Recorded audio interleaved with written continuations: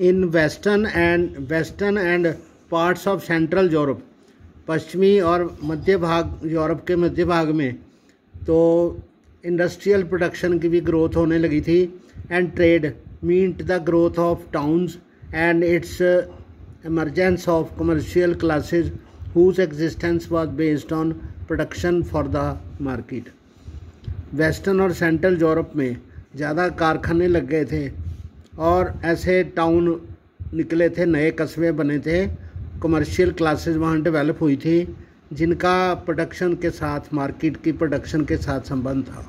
Industrialisation began in England in the second half of the 18th century.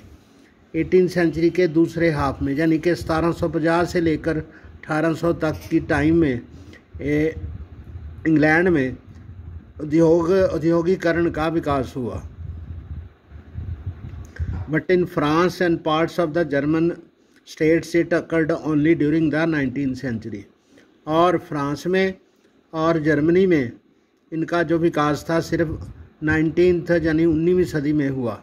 It is in its wake new social groups came into being। इसी परिप्रेक्ष्य में समाज के नए group बनने शुरू हुए। ए वर्किंग क्लास पॉपुलेशन, काम करने वाले लोग जो कारखाने में काम करते थे, तनख्वाह पाते थे। And middle class made up of industrialist, और मिडिल क्लास ऐसी थी, मध्यवर्गीय लोग जो थे, जो जिनके अपने कारखाने होते थे और उनका ट्रेड भी बाहर के देशों के साथ था, वो थोड़े वेल्दी हो गए थे, तो उनको मध्य वर्ग कह सकते हैं। उसमें बिजनेसमैन भी थे, प्रोफेशनल भी थे। In the central and eastern Europe तो बिजनेसमैन और प्रोफेशनल जो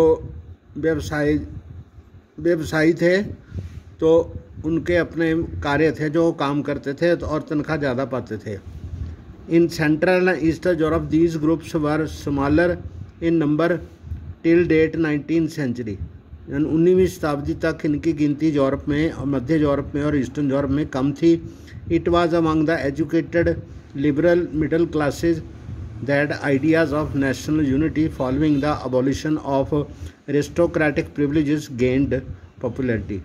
जब 19वीं सदी के शुरू में, जब इन देशों में, इन पार्ट्स में जो अरिस्टोक्रेटिक प्रिविलेजेस थी, यानी कि पूर्वजों से आगे मिलने वाली जो रियायतें थी, वो ख़त्म होने के बाद अबॉलिशन इनकी हो गई, तो नेशनल यूनिटी का प्रभाव ज़्यादा हो गया इन क्लासेस में।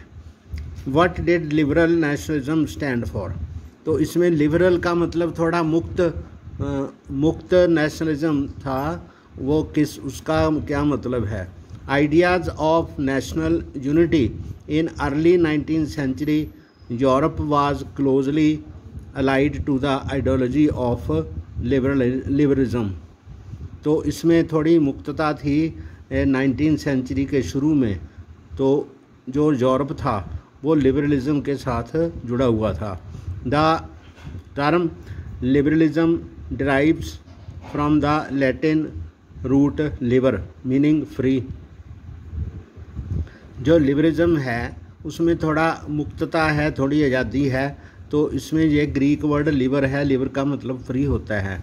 For the new middle classes liberalism stood for freedom for the individual and equality.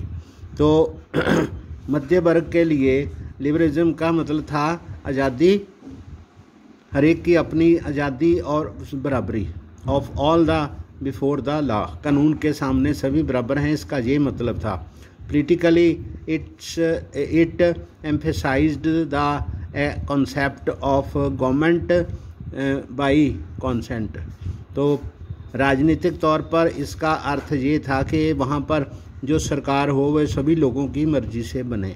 Since the French revolution liberalisation had stood for the end of aristocracy. French revolution के बाद जो liberalism था वो था कि अरिस्टोक्रेसी अब ख़त्म हो गई है and clerical privileges a constitution and representative government through parliament के बनने के आसार हो गए थे कि लोग जो हैं वो वोट डाल के कॉन्स्टिट्यूशन के हिसाब से सरकार बनाएंगे और वो सरकार कॉन्स्टिट्यूशन के हिसाब से चलेगी।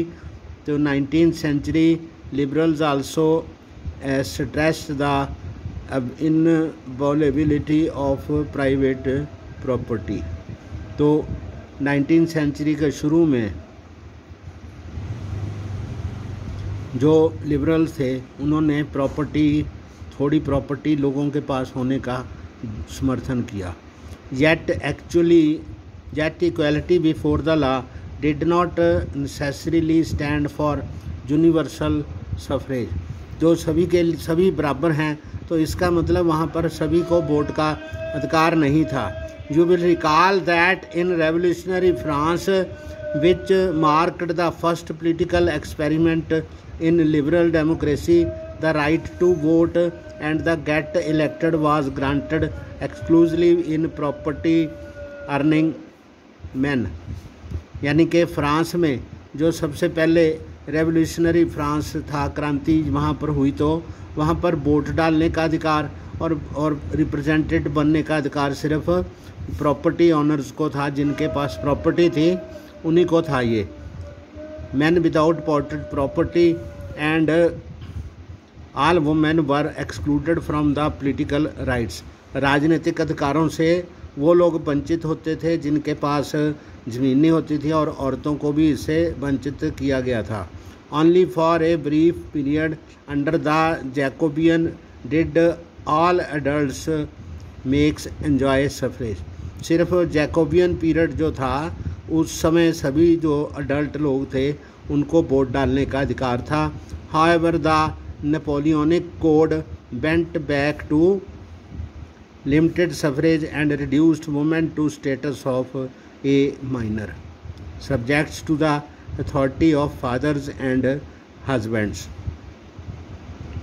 तो नेपोलियनिक इरा जो थी, नेपोलियन के टाइम में ये जो सफरेज थी, वोट डालने का अधिकार था, वो औरतों के लिए वंचित कर दिया गया था। औरतों को माइनर यानी सेकंड डिग्री सिटीजन बना दिया गया था और उनके ऊपर उनके भाइयों की या पतियों की या पिताओं की अथॉरिटी थी। Throughout the 19th and early 20th century women and non propertied men organised opposition movement demanding equal political rights. 19वीं सदी के अंत में और 20वीं सदी के शुरू में जो बिना प्रॉपर्टी वाले व्यक्ति आदमी थे और औरतें थीं, उन सभी ने पॉलिटिकल राइट्स के लिए स्ट्रगल किया।